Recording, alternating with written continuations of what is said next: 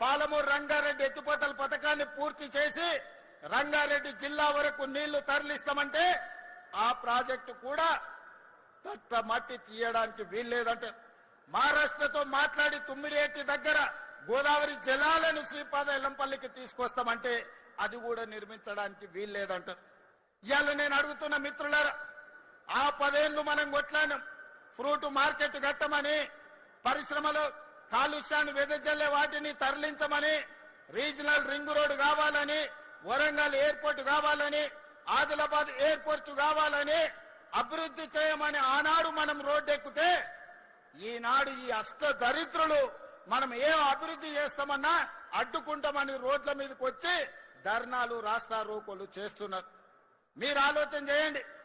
ఇట్లనే అభివృద్ధి నిరోధకులుగా మారితే ఈనాడు ప్రతిపక్ష హోదా ఉన్నది. రేపు రాబోయే రోజుల్లో ప్రతిపక్ష హోదా కాదు కదా, కారు ఎక్కడానికి కాదు, కారును దొబ్బడానికి కూడా మనిషి దొరకడు. అనుంజడి మీరు అక్కడెక్కడనో కార్ఖానాలో పోయి కారును టైర్లు లేని కార్లు మనం చూస్తాం. మనం అఫ్జల్గంజ్ ఏరియాలో పోతే అంబాసిడర్ కార్లు ఉంటాయి, దాంట్లో టైర్లు ఉండవు, రాళ్లు పెట్టి కారు నిలబెట్టి ఉంటది. మీ అంబాసిడర్ కార్ కూడా ఫామ్ హౌస్ గా పరిస్థితి వస్తుంది. అందుకే మిత్రులారా, ఇవాళ మీ అందరి సహకారంతో మీరందరు కలిసి వచ్చినందుకు ధైర్యంగా ఈ రోజు ఈ ఫ్రూట్ మార్కెట్ ను ఈ రోజు ప్రారంభించుకుంటున్నాం. ఇంతకు ముందే తుమ్మల నాగేశ్వరరావు గారికి సూచన చేసిన, ఇవాళ అక్కడ నీడ లేకుండా వాన వచ్చినా గాలి వచ్చినా ఎండకెండి వానకు దడిసి అక్కడ అమ్ముకుంటున్న కూరగాయలు గాని, రైతులు గాని, అక్కడ ఉండే మధ్యవర్తులు గాని ఈ రోజు ఎన్నో ఇబ్బందులు ఎదుర్కొంటున్నారు. 6 నెలలు ఇక్కడ రాత్రి పగళ్ళు పని చేపించి డిసెంబర్ నుంచే ఈ ప్రాంతంలో కూరగాయలు పండ్లు అమ్ముకునే విధంగా ఇక్కడ పనులను ప్రారంభించాలి. 100% అభివృద్ధి 2 ఏళ్లలో పూర్తి చేయాలని నేను తుమ్మల నాగేశ్వరరావు గారికి సూచన చేసిన.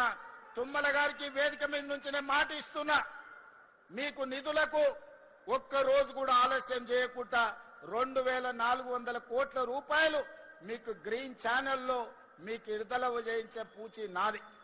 మరి పనులు నిర్మాణం చేయించుకునే బాధ్యత మీది, మల్రెడ్డి రంగారెడ్డి గారిది, శ్రీధర్ బాబుది. కేసీఆర్ కుర్చేసుకొని కూర్చొని పాలమూరు రంగారెడ్డి ఎత్తిపోతల కడతా అన్నాడు. కానీ ఎన్నికైన తర్వాత మందేసుకొని ఫామ్ హౌస్ లో వండుకున్నాడు. ఆయన లాక కాకుండా తుమ్మల నాగేశ్వరరావు గారికి, శ్రీధర్ బాబు గారికి మీరిడ కుర్చేసుకొని కూర్చొని ఈ ఫ్రూట్ మార్కెట్ ను డిసెంబర్ లో పనులు ప్రారంభించే విధంగా మీరు అభివృద్ధి కోసం రోజుకి 24 గంటలు పనులు చేయించండి. మీకు అవసరమైన నిధులను ఏర్పాటు చేసే బాధ్యత నేను తీసుకుంటా. అదే విధంగా ఈనాడు రిజిస్ట్రేషన్ ఆఫీసులు కోట్ల రూపాయల భూముల లావాదేవీలు జరుగుతున్నాయి. ఒక్కొక్క డాక్యుమెంట్ కు 1 కోటి 2 కోట్లు ఈ రోజు రిజిస్ట్రేషన్ ఛార్జెస్ కడుతున్నారు.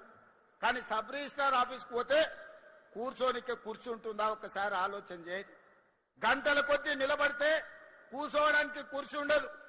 వయసు మీద పడ్డ వాళ్ళు బాత్రూమ్కి వెళ్దామంటే అక్కడ బాత్రూమ్ ఉండదు. ఆకలై ఛాయ్నో బిస్కెట్టో తినాలంటే అక్కడ క్యాంటీన్ ఉండదు. ఎక్కడనో శ్మశానానికి పోయినట్టు లేకపోతే ఎడారిలో మనకు ఏ దిక్కులేని దగ్గరకు పోయినట్టు ఉంటుంది సబ్ రిజిస్ట్రార్ ఆఫీస్.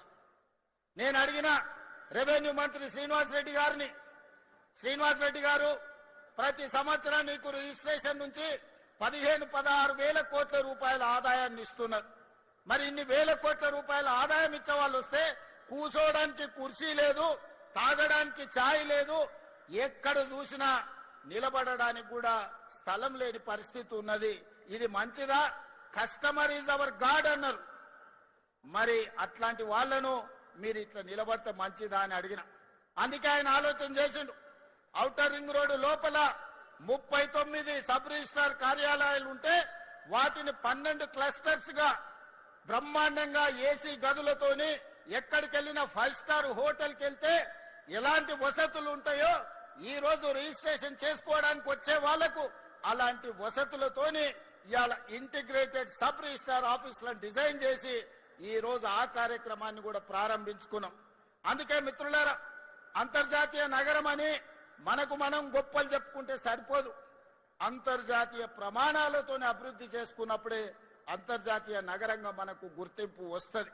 అందుకే వాళ్ళు అడ్డం పడ్డా, కాళ్ళలో కట్టె పెట్టినా, శాపనార్థాలు పెట్టినా ఏడ్చినా పెడబొబ్బలు పెట్టినా చివరికి మూసిలో పడి పందులాక దొర్లినా వాళ్ళ ఏడుపు వినేది లేదు. మనం అభివృద్ధి చేసుకునేది చేసుకునుడే, మనం రీజనల్ రింగ్ రోడ్ వేసుకునుడే, రేడియల్ రోడ్డు నిర్మించుకునుడే, భారత్ ఫ్యూచర్ సిటీ కట్టుకునుడే, కోహెడా ఫ్రూట్ మార్కెట్ ను పూర్తి చేసుకునుడే. ప్రతి అవసరాన్ని దృష్టిలో పెట్టుకొని ఈ రోజు ఈ రాష్ట్రం యొక్క అవసరాలను తీర్చుకుంటూ ముందుకు వెళ్లాల్సిన బాధ్యత మన మీద ఉన్నది. అందుకే ఇవాళ మిత్రులారా మనం మంచి కార్యక్రమాలు చేసుకుంటున్నాం. మనల్ని చూసి ఏడ్చేటోళ్ళు ఎప్పుడు ఉంటారు.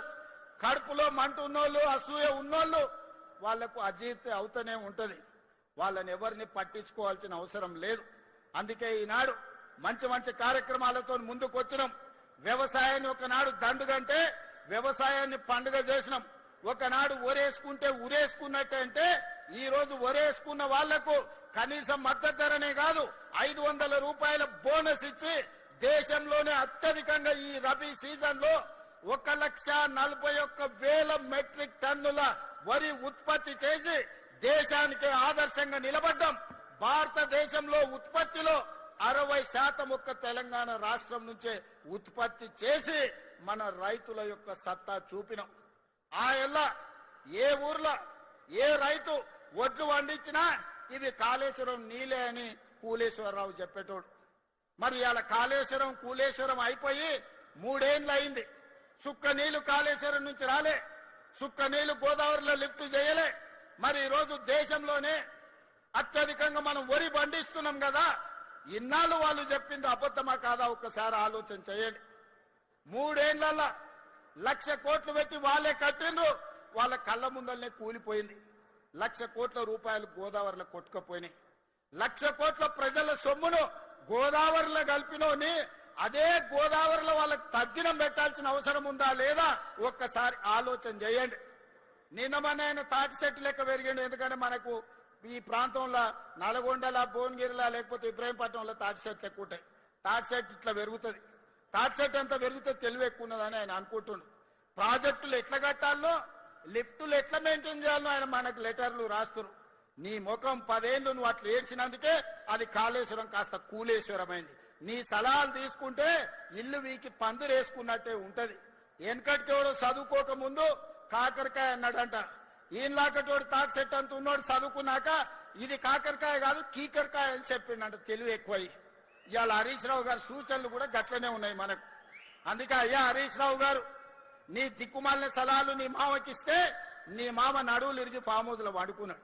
ఇక నీ దిక్కుమాలిన సలహాలు మాకు తక్కువైనాయా? అందుకే నోరు మూసుకొని ఉండమని చెప్తున్నా. నువ్వు ఉండకపోయినా 94 నుంచి 2004 వరకు తెలుగుదేశం పార్టీ అధికారంలో ఉన్నది. 2004 నుంచి 2014 వరకు కాంగ్రెస్ పార్టీ వైఎస్ఆర్ 2 సార్లు ముఖ్యమంత్రి అయింది.